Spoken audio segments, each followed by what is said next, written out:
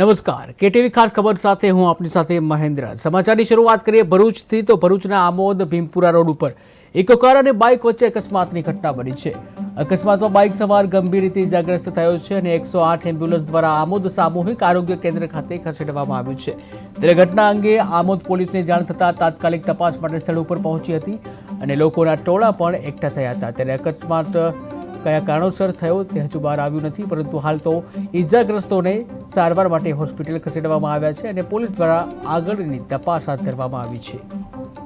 ગુજરાતીમાં આપનું હાર્દિક સ્વાગત છે। આમોદ તાલુકાના ભીમપુરા ગામ નજીક આ એક રોડ છે, તે કરજણને જોડતો માર્ગ છે। તેની ઉપર હાલમાં બાઇક અને ઇકો કાર વચ્ચે અકસ્માત થયો છે, જેની અંદર બાઇકની આપણે જોઈ શકીએ ઘણું બધું નુકસાન થયું છે, જ્યારે બીજી બાજુ ઇકો ગાડીને પણ ઘણું બધું નુકસાન પહોંચ્યું છે।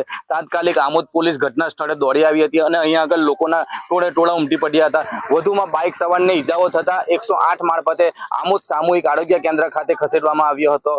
જાવેદ મલિકનો report, KTV news Gujarati, Amod. મિત્રો, કેટીવી ગુજરાતીમાં આપનું હાર્દિક સ્વાગત છે। આમોદ તાલુકાના ભીમપુરા ગામ નજીક આ એક રોડ છે, તે કરજણને જોડતો માર્ગ છે।